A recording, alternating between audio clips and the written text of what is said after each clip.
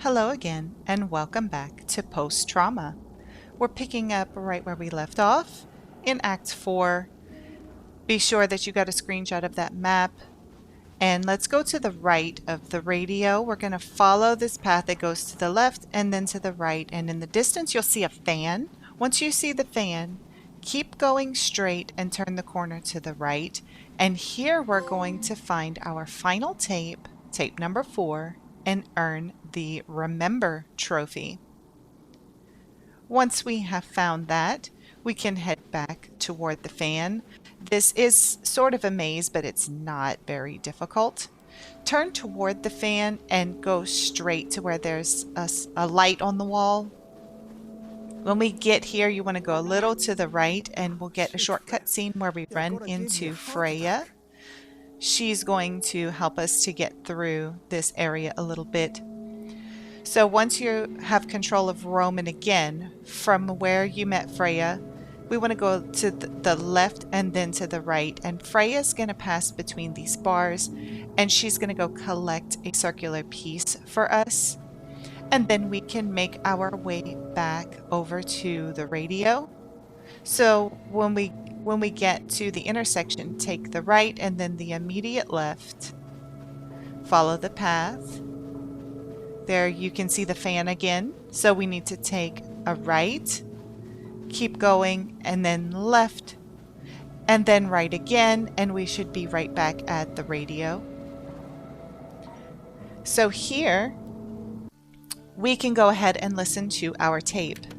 There's nothing left of him, but I must continue. I'm enjoying the process. Every death, it keeps evolving.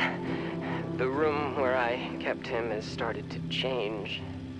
It's beautiful. A grotesque representation of what he did, of what he fears. I love it.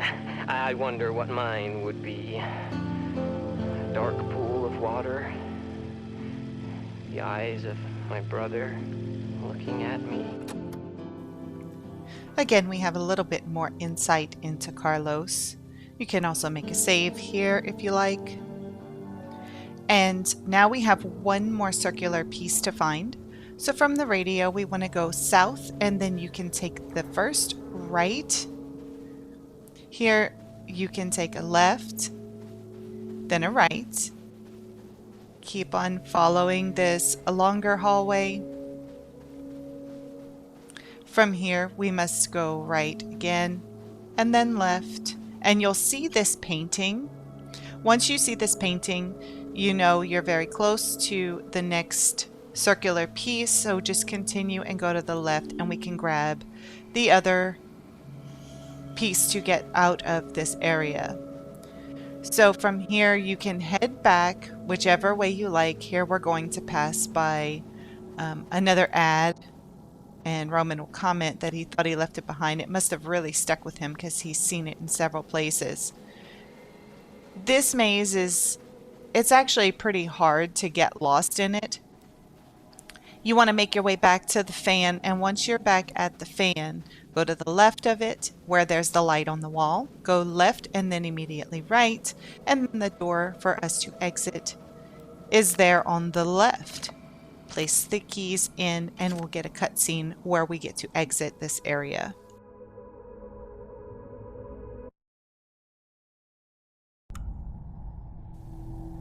You'll see we'll now be playing as Carlos again, so we'll be back in the police station.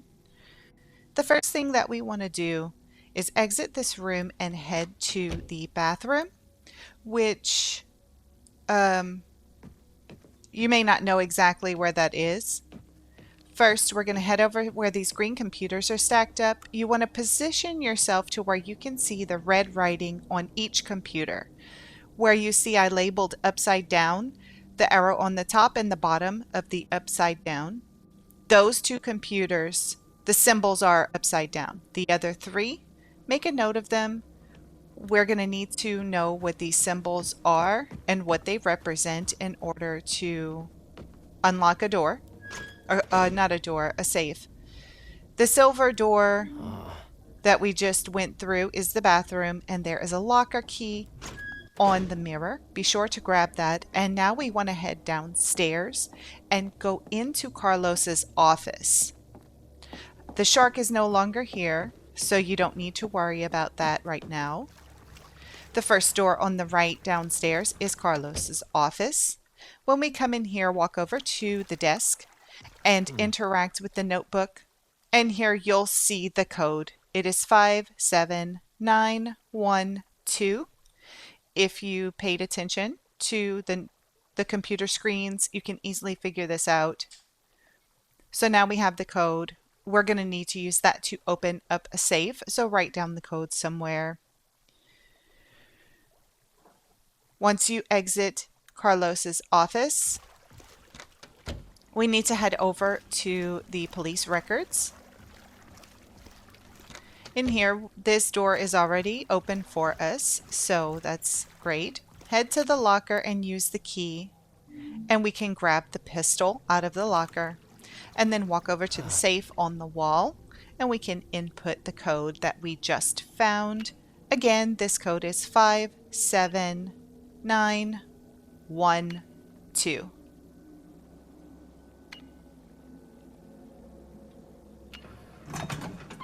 Inside, we're going to find a medal. We need to pick up a total of 3 medals to progress. Once you exit police records, go to the right. This is the holding cell area. And if you go all the way to the back of the room, on a chair, there is another medal. We need to pick that up. From here, we need to head back upstairs. And if you remember, there was a save room the last time we were in the police station. It is no longer a save room, but it does contain a medal this time. So go up the stairs, and the first door on the right, on the desk where the radio was, there's now a medal. From here, we need to head over to the chief's office. If you remember, it's over by all the computers. When you get there, take a left and go through the brown door.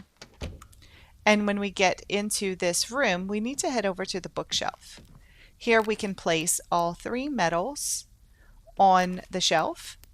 And then we have to place them in order by their sides. So the medal with the least sides, it goes over to the minus, and then the medal with the most sides goes to the plus. So we want to place the circular medal first. Then the triangular medal goes in the second spot. The square medal is third.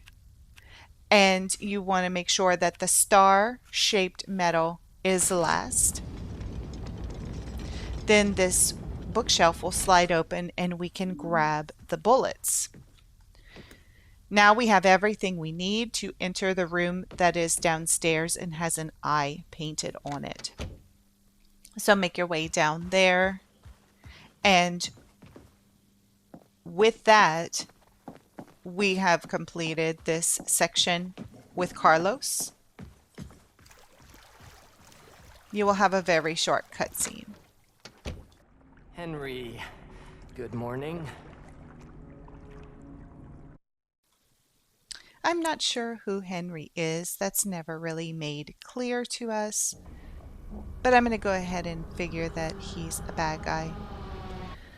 We are now back in control of Roman. And we are exiting through that fleshy hole that we saw earlier in the very first act in the train station. So we're going to follow this path.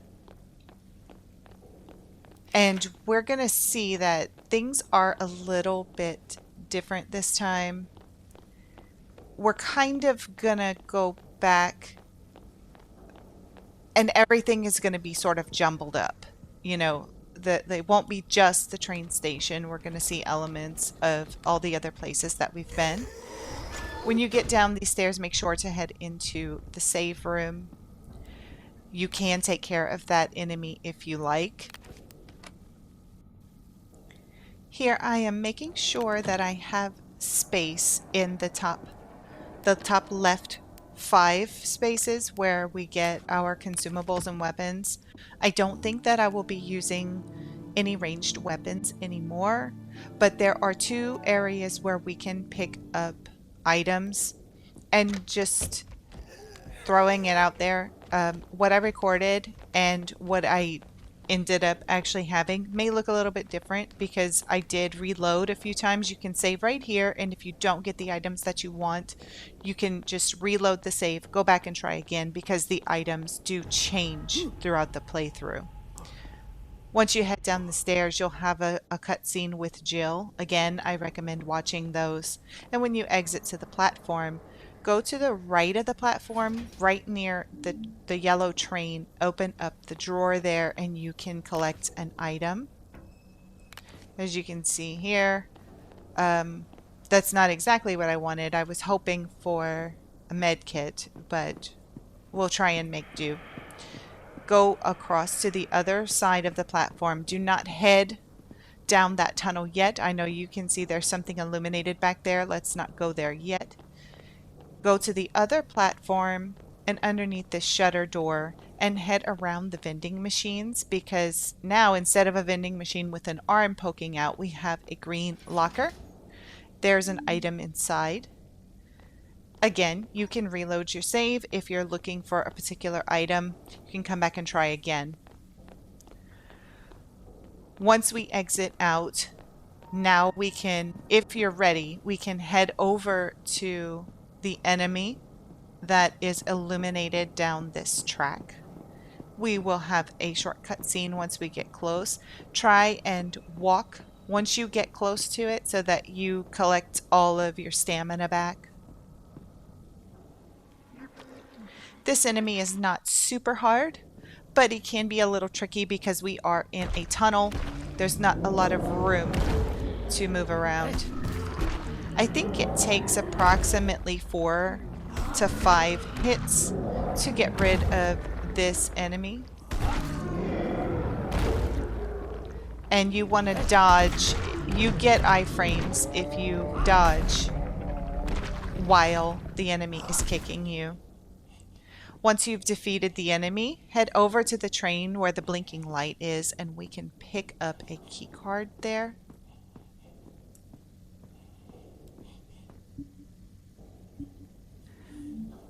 Once you have that, we can now head back, and we're going to go ahead and open up the door that, from the camera angle we're looking at now, it's on the right platform.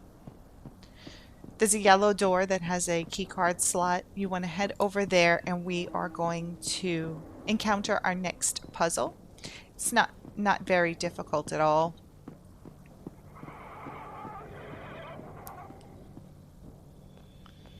Use your keycard here to open up the door. And this is that room that's filled with computer screens.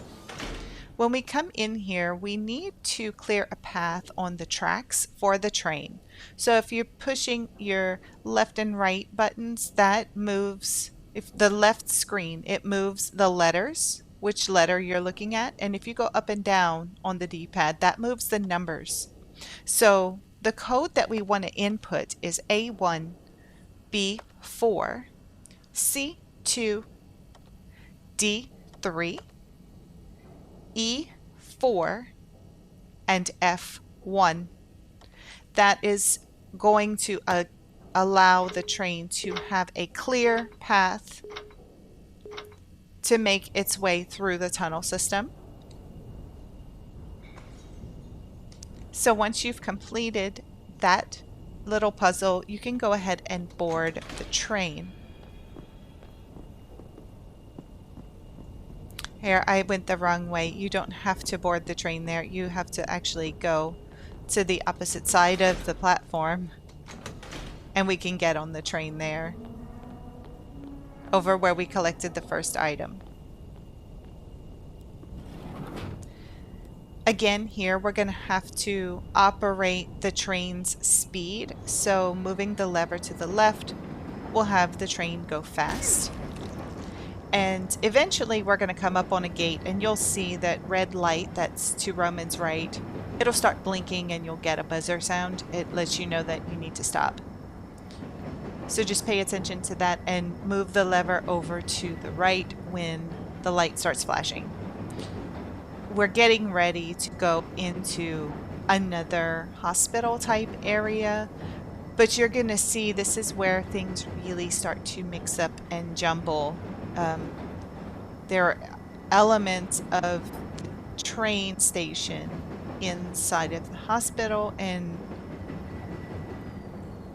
after playing this a few times, I think I have a much better understanding now of why that is. Here you can see if you don't go close enough to the gate, you can't get out of the train. So just try and get as close as you can. And then the light stops blinking and you're able to get off of the train. Now here, this is the only time I ever spawned here. You can see my light moving around. You can't see Roman, but he's off the train, but you can't see him. That was very unusual. I usually spawn outside of the train in front of it. So that was a little strange. Go down the track and go into this door here. There is a box and there is a save radio. So make sure that you do save. We're getting pretty close to an area where there is a point of no return as far as the endings go. Once we get out of this, the next area will be coming up on that. So kind of collect yourself. We have a very small puzzle to do here. This is a very, very short section, and then we're going to have a boss fight. So make sure to get whatever you think you're going to need out of your box, and we will be able to pick up a couple of items as well, so you may want to leave an empty slot. Make your way up these stairs. It is several flights of stairs. You're going to be running around in a circle for a while, and if you're anything like me, this did make you a little bit nauseated. I get nauseated every time I play as Carlos. It's something about the first-person perspective with those particular visuals. Here you can see the ceiling is now made out of a train. Very unusual. Keep on running down this hall, and there is an enemy here, but I have never had this enemy attack me. I'm actually kind of curious as to if we could just pass through the doorway without fighting the enemy. I don't know. Maybe you guys could give it a try and let me know in the comments, because I never did try. I always took him out before entering the door. Once we come in here, you'll see again we're in a mixture of a hospital and a train station. It's very odd. There's only one enemy in here. Just to be safe, you can go ahead and take him out. He goes down with only one hit. Unfortunately, he sort of glitched through the chair a little bit, but we managed to take him out. We're going to head back over. If you saw, there was a message on the wall here with the eye on it, which means it's important for you to look at. Here we need to look at the three symbols that are pointed out and pay attention to the symbol and what direction is next to the symbol. That's very important, and we're going to need it for the puzzle. You can come around this reception desk and there are green drawers again. You can collect an item from the drawers. Thank goodness we got a med kit. Those med kits are very undervalued. Now we can head back over through the gate area, and there is another sign on the wall with an eye on it. And again, the three symbols that I have pointed out, pay attention to which direction is next to them. I'm going to walk you through it when we actually do it, but maybe take a picture or write it down. Once we're finished with that, you see to the left there's a door with red lights, so it's obviously locked. So we're going to go to the back of the hall, the door to the right. And in here, if you walk through this long room with the hospital beds and over to the computer, this is where these symbols come into play. So we have to input a direction for each symbol that is there. So you want to do left, right, right, up, left, up, and that's going to unlock the door that had the red lights on it earlier. We can head back out of this room. I did kind of look around to see if there were any lockers or drawers or anything, but there's nothing in here that's helpful. So exit this room and head through the now green lit doors. And we're in a hallway. There are lots of things that you can interact with. See, now we're seeing elements of the police station in here as well. Everything is just a big amalgamation of all the places that we've already been. When you get to the end of this hall, there's an item inside those drawers.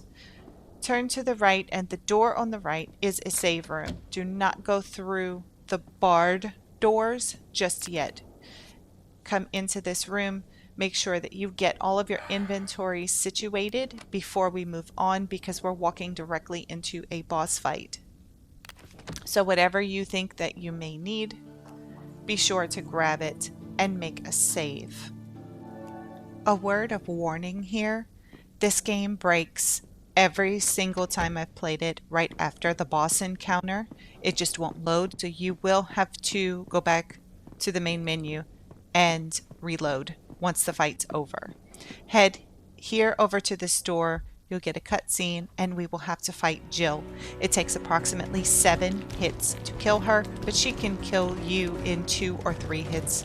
Walk up to her, get her to come after you, find a place where you think you can take her out before she takes you out, and just do your thing. Once this boss fight is over, you'll get a cutscene with the Scum trophy. That's for surviving an encounter with the past. And here you'll see that the game just stops.